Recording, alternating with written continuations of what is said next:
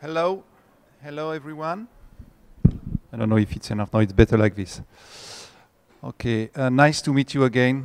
I hope you enjoyed your evening and night in Bordeaux. So here we are for this first conference day about this theme, learning with the world. I would just speak for a few minutes to explain why we decided to choose this theme with the council and with the teachers, Kent, you met yesterday, Carlos, and Thierry and Chantal, just to introduce the day.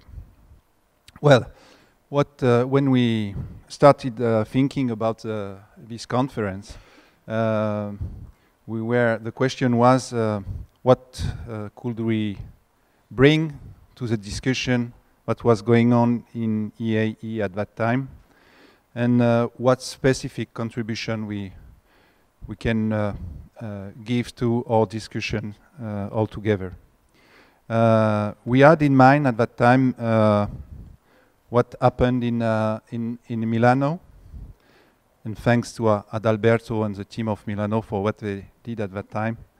And I'm sure you remember that the theme and the question was more about what we will have to face in the next future and what type of strategies our schools have to develop to face the key challenges the future will give us.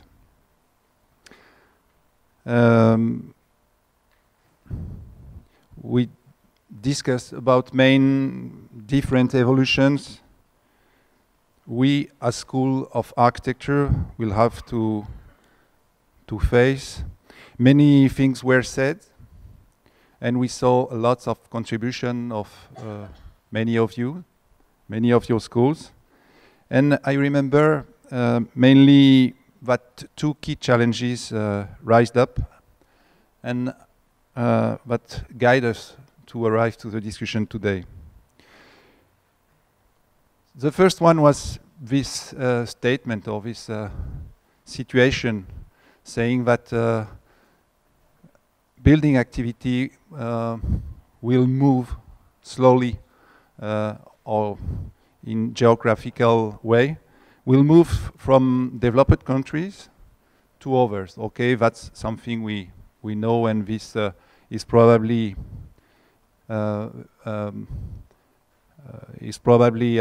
more complex than this, of course, but this is something we have in mind, and something will not match when we see this, and of course all of us are thinking about what can we do or what do we have to prepare just to make that our students will find job in a way. Well, this is a question of market. This is also a question of just how we face this situation and how we will look at the world with this fact in mind. So it was about strategy of the way all European schools will look at the world tomorrow. The second fact I had in mind thinking about Milano was this discussion we had with the professional organization, and that in this situation of looking at the world, Europe have a specific things to face, is that if probably we are talking about ranking, we are talking about labels, certification, and so on, probably this thing doesn't fit with what we are, and that if it's a system of competition in the world, but some people wanted us to imagine, then we'll probably have difficult challenges to face because we are not a brand, we are schools of architecture, and we are not facing the things as the same, or seeing the world as a a big market or something like this. So, of course, saying these two things, the question was more at the end of Milano conference about what are our values and what are our future strategies to discuss or to be present in and with the rest of the world. During Delft meeting, Delft tried to give an answer to this, saying that finally we are Europe and Europe is diversity, and we will see that each of us, each of our schools, have a different way to answer the question of regarding the rest of the world, and imagining that in the next future we will have more activity out of Europe than in Europe. So two things I remember from Delft is when I arrived in the poster exhibition was the fact that we have 80 posters and 80 different ways to look, to have strategies in research, in education, and in the way that we teach architecture. And so, in fact, perhaps this is our main value, diversity, and that was the main statement I remember from Delft. The second one was that all of our education system is based on culture, and we have one history in Europe, many cultures, but this diversity is a mix of one history, common history, and diversity of our situations. And probably culture is something very important for us, and the other fact or the other value we can have as a flag. Okay, so I went out of the Delft meeting with this idea, but we have these values, and probably it's something about it that we have to discuss today. So we are here today, and we decided to take this theme, learning with the world. Two things. Okay, we have our values, but how can we look at the world? The first thing is probably a question of attitude.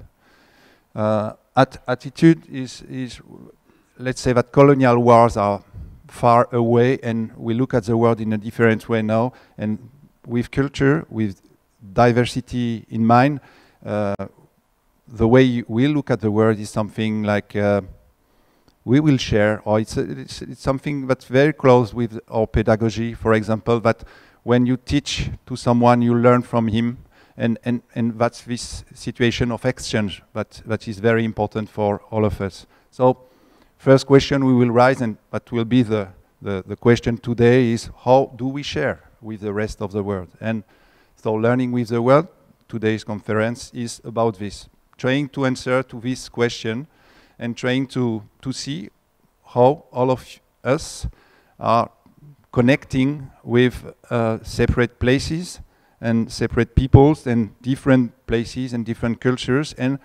what do we share, what do we learn, because it's most of all it's a question of exchanging.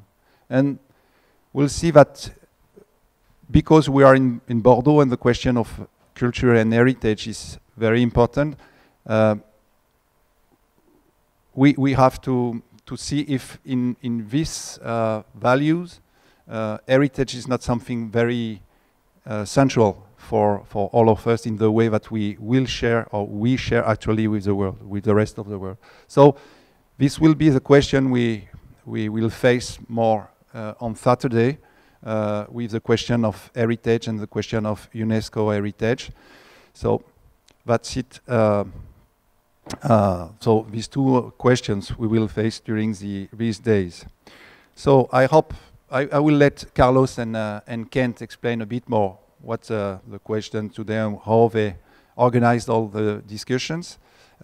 but I hope this you will leave Bordeaux with a bit more questions. In fact, no answers, but some more questions and probably some new ideas about what can we do and all together as an association, but also in our school to go further in that question of preparing our future and the future of our institutions.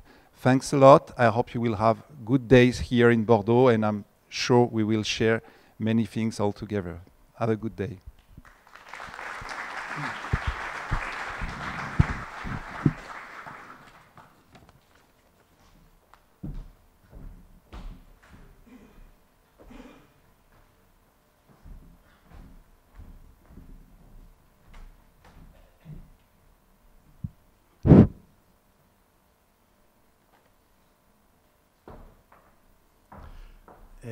Hello, welcome to everybody. It's a pleasure. It's a pleasure for us. Kent. It's okay. No. You take that in your hand. Okay. That's. Sorry, technical preparation.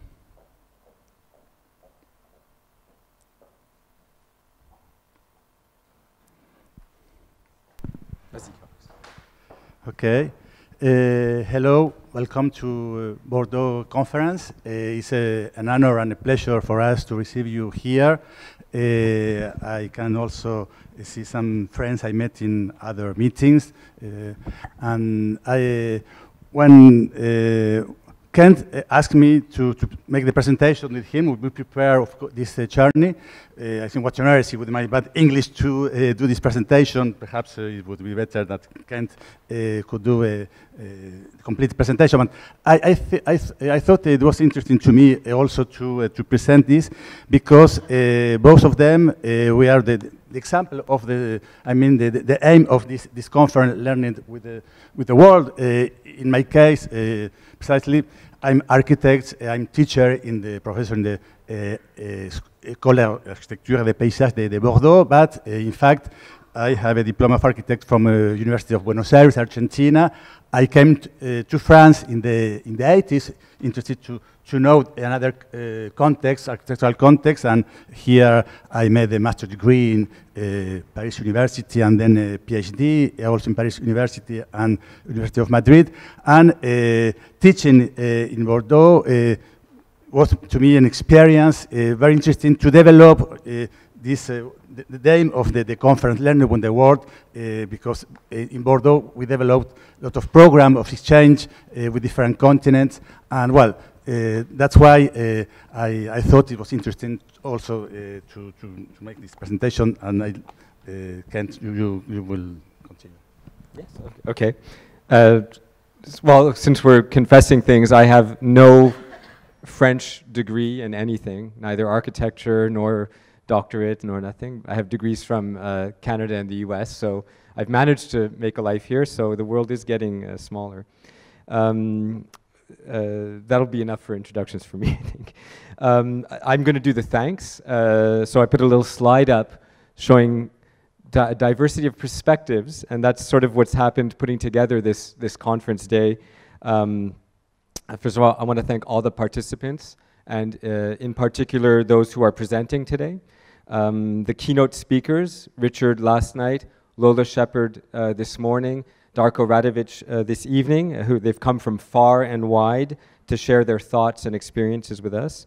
Again, I thank Carl Otto Ellefson, who's president of the EAAE, and I'll also thank the council members who entrusted Carlos and myself for this part of the event, and Thierry and Chantal for the part on heritage. Martin Chénaud, thank you again for letting us put this together and being head organizer of the event. A really special thanks to Mélanie Kovas, I don't know if she's in the room, who is the head of events and communication at the School of Architecture and Landscape Architecture in Bordeaux. She did an incredible job of synthesizing, of handling all of the whole affair and making this great event. And just a last word of thanks to Manon Labarchède, who's not here, but she's a doctoral student at the school who compiled and did the preliminary analysis of the data collected through the online survey. And you can imagine that, we'll talk a little bit about the survey, the results we got from the survey were a little bit like this slide. Nothing quite really lines up. Every perspective is a little bit different. Another slide. This is a way of looking at the Earth through climates, not through countries, but through climates. It's a little hard to see, but it's a bit of a joke. So I just wanted to say how the conference day today fits into the overall event before Carlos will develop a little bit on the content. What we imagined was a small academic conference, a little bit stuffy and traditional, with panel sessions, 3 presenters per session, moderators, and a specialized interested public. Our idea being that we wanted to increase the number of presentations that there would be, so that we could have 12 schools or 12 representatives of schools showing examples of the activities that they organize with places outside of Europe, and in particular in what we today call the Global South and emerging countries. But we wanted also the day to have a productive component. So the last session, as you probably noticed, is called work sessions. So we're gonna put you all to work, so don't disappear, to have a kind of roundtable debate around 2 themes that Carlos and I will oversee, and we'll talk a little bit about them in a minute. For now, Carlos will now talk about the theme itself and why we chose it. Okay. In fact, the purpose of today's conference is to celebrate the 40th anniversary of the EAAE with presentation on how the School of Architecture are currently addressing themes and practice related to international cooperation with countries in emerging contexts. This for several reasons, in fact. First of all, because dialogue with schools in other contexts allow us to have a broader and more generous view of the issues we are facing today. Faced with a new global challenge faced by the disciplines related to architectural and urban design, the increasing attention given to different cultural specificities is an asset for reflection and action, of course.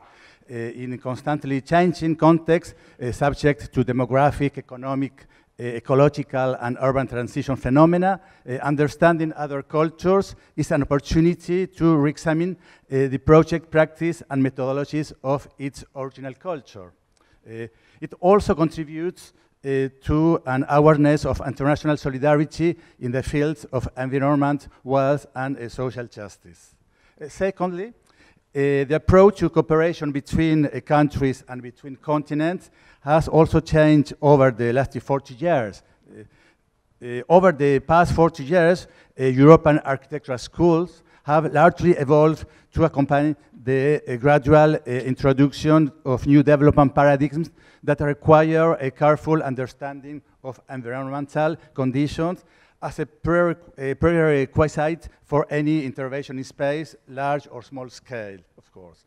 During this evolution, new experiments were born, shaking the credo of indefinite growth of the we call in France the 30 glory, or the post-war period, from a culture favoring the exports of methods and know-how from developing countries to those considered peripheral. We have moved to an attitude of equality where all experience have value from whence it comes.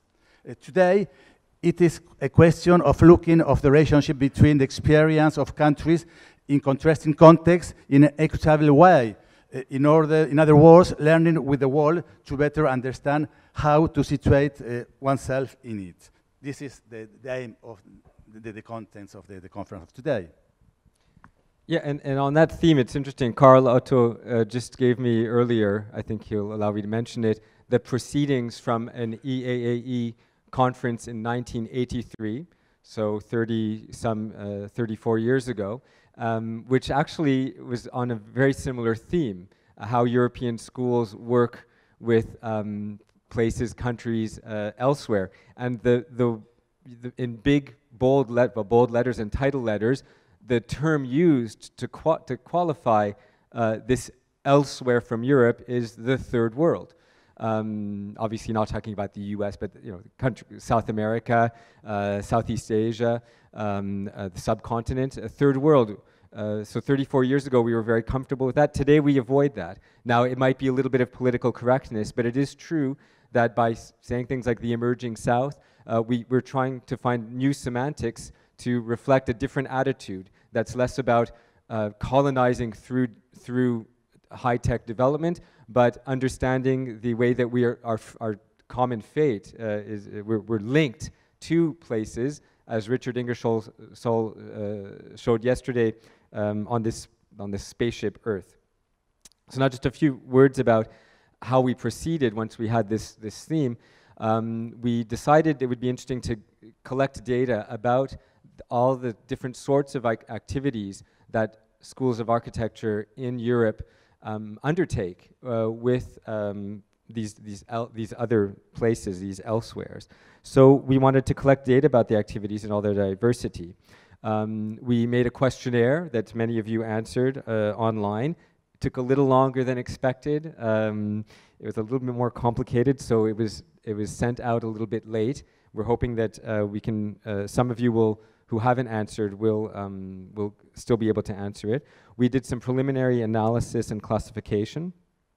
That's what this map is showing, a way of representing major rivers of the world. So it's not a geographic map, it's a map that tries to show their length. So we treated the data, as you know, you look at it differently.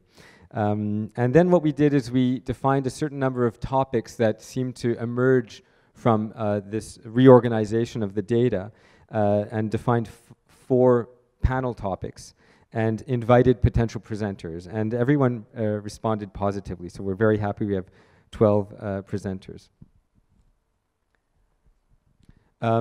Subsequent steps are that we need more time to study this material we've developed, and as I mentioned, we got 36 responses. We'd like to double that in the next couple of months so that we have a real representative échantillon, sampling of what's going on in European schools with the rest of the world. So we're going to do a publication of the proceedings, and the publication will include an extended analysis of the information that we've collected through the questionnaire.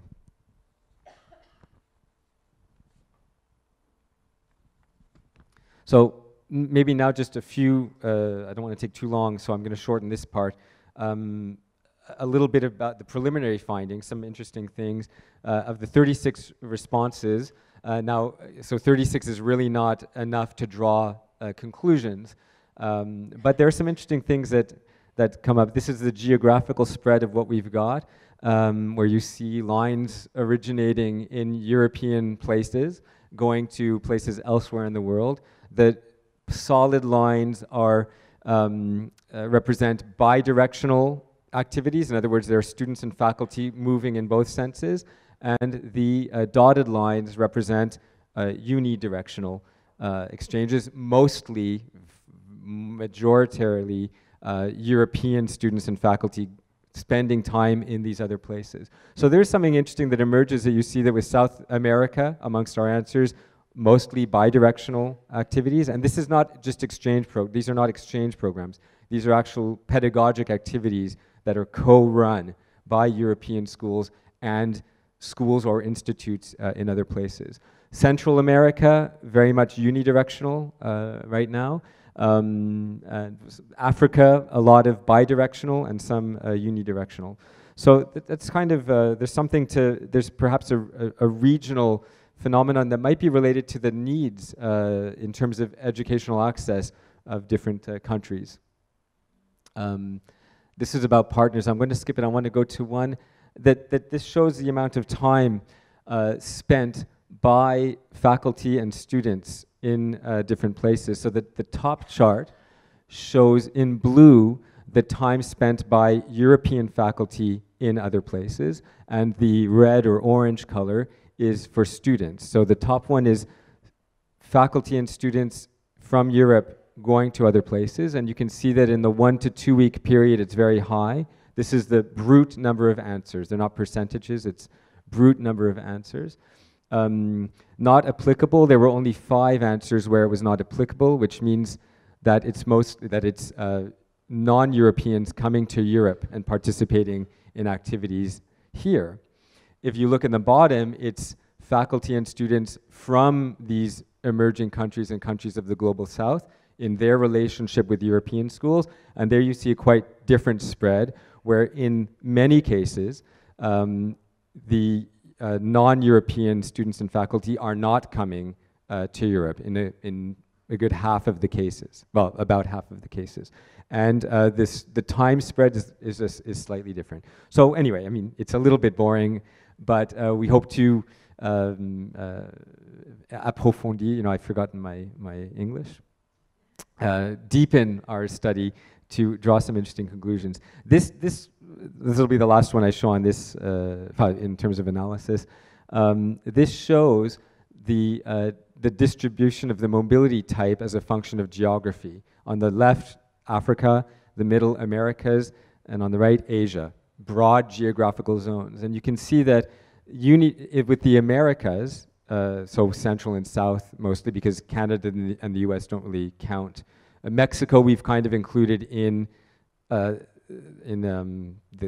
global South, although technically it's part of North America. But so in the Americas, 60% of the relationships are unidirectional of the small sample of 36 activities we have.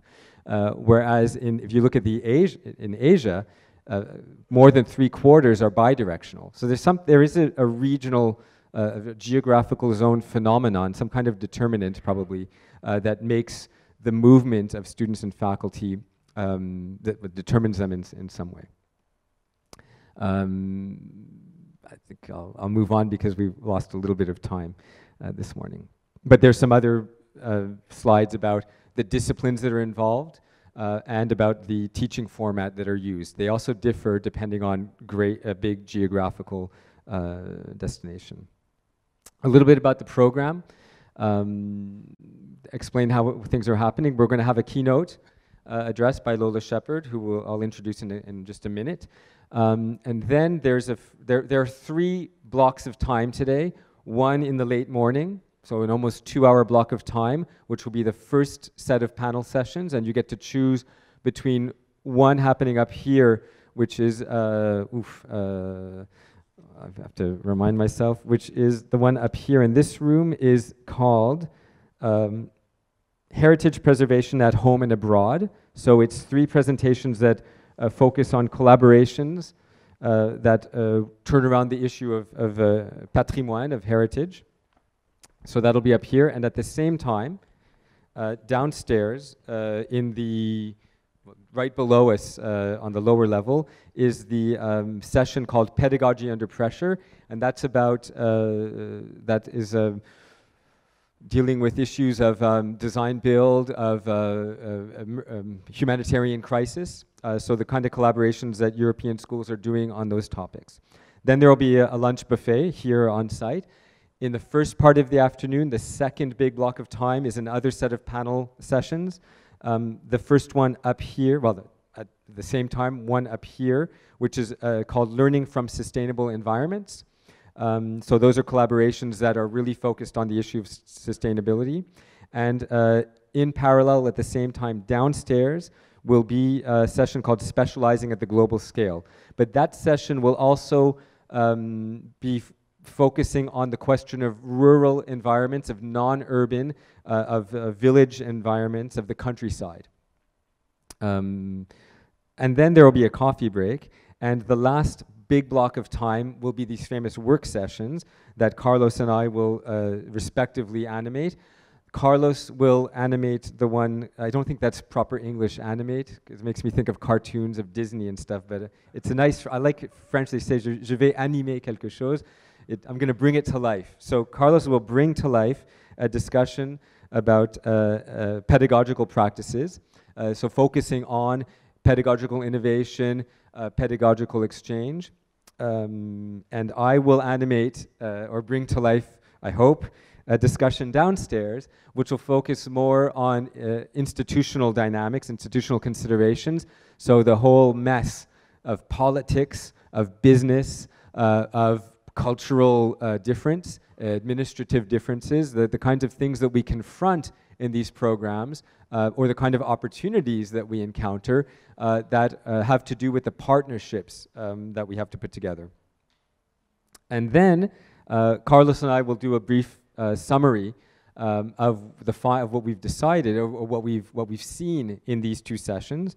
And incidentally, what we'd like to be able to draw from these sessions, these work sessions at the end of the day, are some recommendations to write a green paper, very ambitious, a kind of policy position paper to submit to the council of the association, so that the association may reflect upon how it can favor and help the schools develop these kinds of collaborations, knowing more about pedagogical information on the one hand and institutional considerations on the other. And we will end the day with a great keynote by Darko Radovic. I don't know if he's here because I don't know him. Is he in the room? Darko? No? Not yet. Okay, well, Not yet. You'll meet Darko Radovic later, who's really, I mean, Carlos and I are hybrid and international. Darko blows us away because he's from Europe. He lived in Southeast Asia and Australia, and now he lives in Japan, works in Japan. So he's totally world traveler, and he will give a keynote address at the end of the day. Voilà. Yeah, just an advertising. As Kent showed you, you have a lot of information preparing with the questionnaire you sent to us. And it's very important to them that couldn't send us the questionnaire yet. To complete it, it's in one link of the website of the conference.